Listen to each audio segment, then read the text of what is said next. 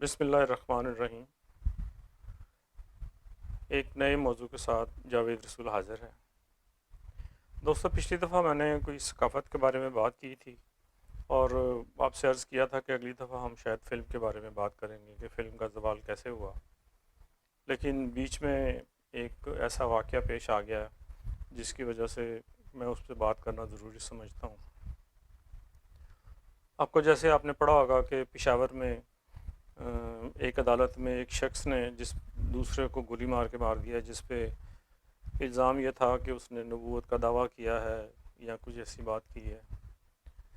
پچھلے 2 دن سے میں دیکھ رہا ہوں کہ لوگ اس کو غازی اور پتہ نہیں کیا کیا کر رہے ہیں، اس کی تعریفیں کر رہے ہیں، لوگوں نے اس کی ڈی پی بنا دی ہیں اور اس کو غازی اور مجاہد اور پتہ نہیں اس طرح کی ساری چیزیں پیش کر رہے ہیں۔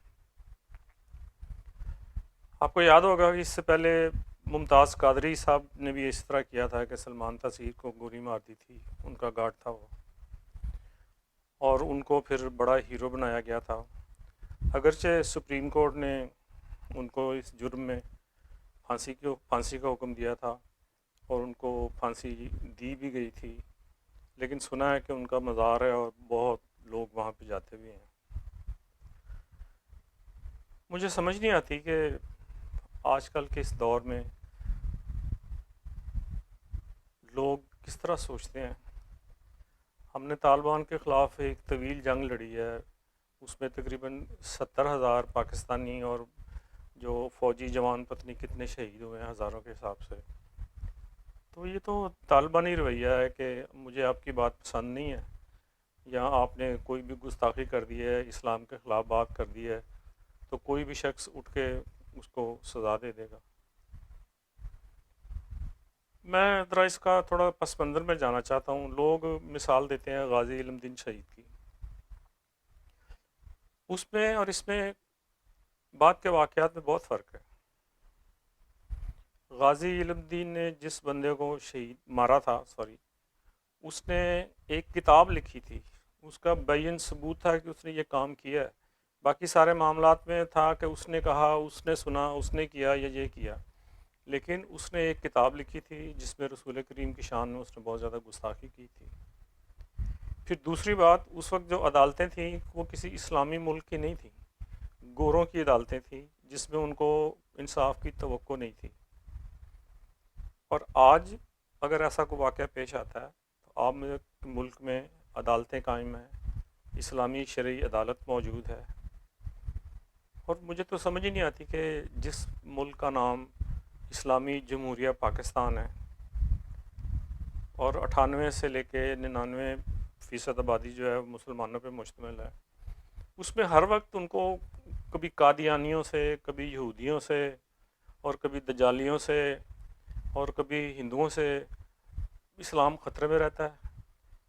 کیا میرا اسلام، میرا اعتقاد، میرا دین، میرا یقین اس قدر کمزور ہے کہ اس کو کوئی ایک شخص کوئی ایسی بات کرے گا اور وہ اس سے ڈاواں ڈول ہو جائے گا؟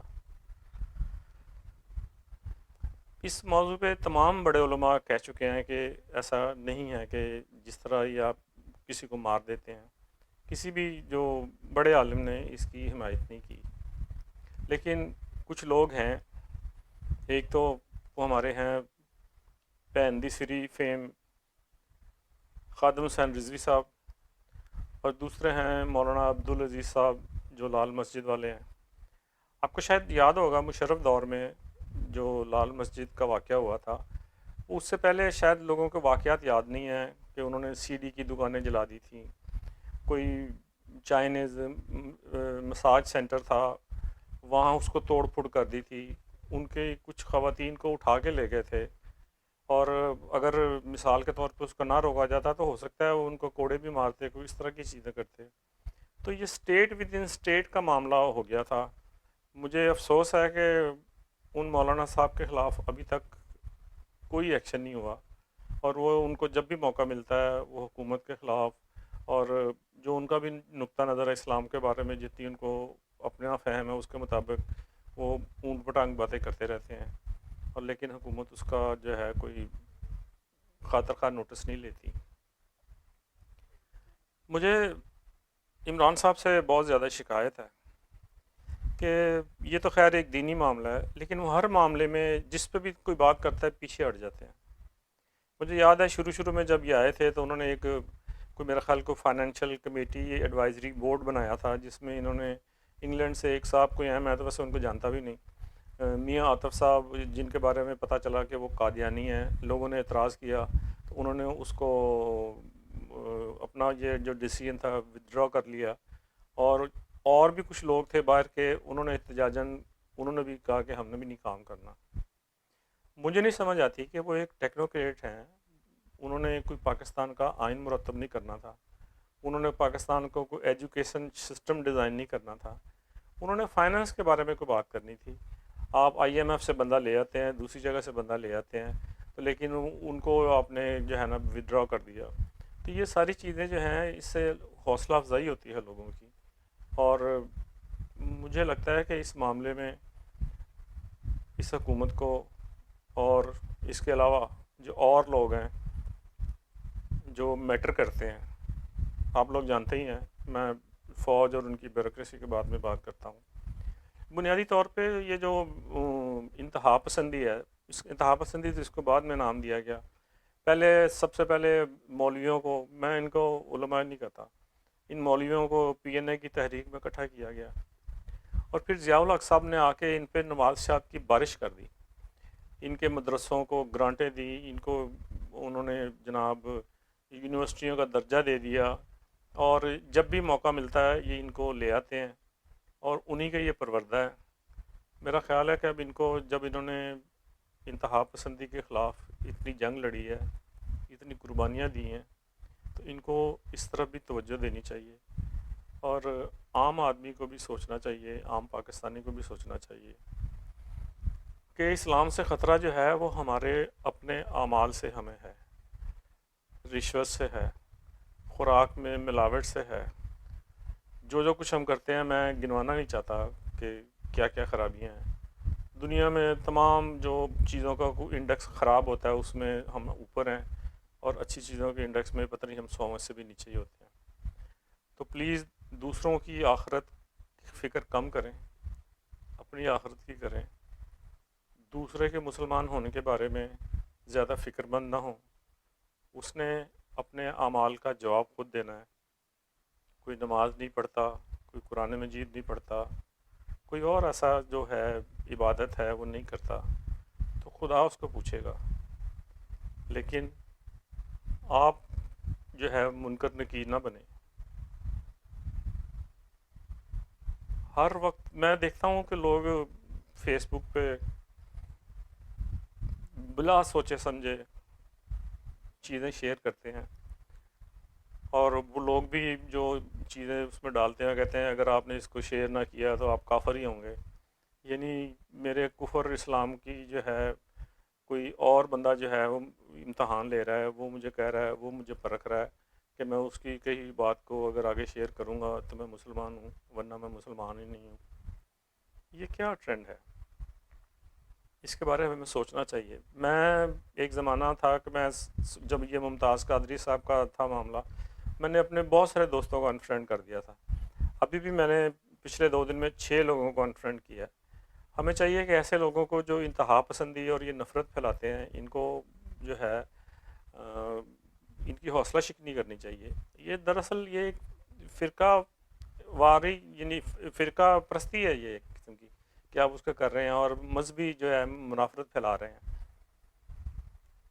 اپنے گریبان میں سب جھانکیں، اپنا اپنا کام کریں، اور حکومت کو، آئین کو، قانون کو اپنا راستہ خود لینے دیں۔ آپ کی ملک کی عدالتیں ہیں، ان کو فیصلہ کرنے دیجیے، یا پھر جی جتنے بھی لوگ ہیں علماء وہ کہہ دیں کہ ہم نہ پاکستان کو مانتے ہیں، نہ آئین کو مانتے ہیں، نہ عدالت کو مانتے ہیں، پھر جو مرضی کریں۔ میں اس موضوع پہ بہت زیادہ یعنی محتاط ہوں، کچھ زیادہ باتیں نہیں کہنا چاہتا، سوائے اس کے کہ پلیز پلیز ان چیزوں سے بچیں، اپنے آپ کو بچائیں، کوشش کریں جتنی دین کی آپ کو سمجھ ہے اس پہ عمل کریں. میں ادھر امریکہ میں ہوں، بعض اوقات مجھے میرے دوست کہتے ہیں جی پاکستان سے فلاں مولانا صاحب آئے ہیں تو ان کا درس ہے تو وہاں چلتے ہیں. حالانکہ آپ کو بھی پتہ ہے کہ یہ جو مولانا حضرات ہیں یہ ان کا بالکل جس طرح اور لوگ ہیں، جس طرح سنگرز ہیں، ایکٹرز ہیں، دوسرے لوگ ہیں، ان کا ایک پیکیج ہے. اتنے پیسے انہوں نے ٹور کے لینے ہیں، 5 اسٹار ہوٹل میں رہنا ہے، کھانا ہے، رہائش ملنی ہے ان کو. تو میں تو ان کو صرف یہی کہتا ہوں کہ بھائی جتنی مجھے دین کی سمجھ ہے پہلے مجھے اس سے تو عمل کرنے دیں، اپنے آپ پہ نافذ کرنے دیں. جب وہ نافذ کر لوں گا تو پھر مجھے کسی اور کی ضرورت ہوگی، کسی اور چیز کی رہنمائی کی ضرورت ہوگی تو پھر میں آپ کے ساتھ ضرور چلوں گا. یہ پروفیشنل قسم کے سارے لوگ ہیں جو آتے ہیں، جو درس دیتے ہیں، اور ہم نے ان کو پتہ نہیں کیا خدا بنایا ہوا ہے. آج کے لیے اتنا ہی.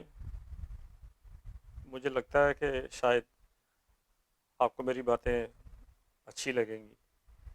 میں اکثر کہتا ہوں کہ لوگوں کے پاس پتہ نہیں کیوں ٹائم نہیں ہے، سوائے لائک کے کچھ نہیں کرتے، کوئی کامنٹ نہیں دیتے. اپنی رائے کا اظہار کریں. آپ اختلاف کرنا چاہتے ہیں تو اختلاف کریں دلیل سے. ہو سکتا ہے میں کسی جگہ مجھے نہ سمجھ ہو، میرے فہم میں کوئی پرابلم ہو، میں اپنے آپ کو درست کر لوں گا. پلیز اس کو شیئر کریں، اس پہ کامنٹس کریں، اور اگر آپ مناسب سمجھیں تو اس چینل کو بھی سبسکرائب کریں. اپنا بہت خیال رکھیں، اپنے والدین کا خیال رکھیں، اپنے بچوں کا خیال رکھیں. بہت شکریہ. اللہ حافظ.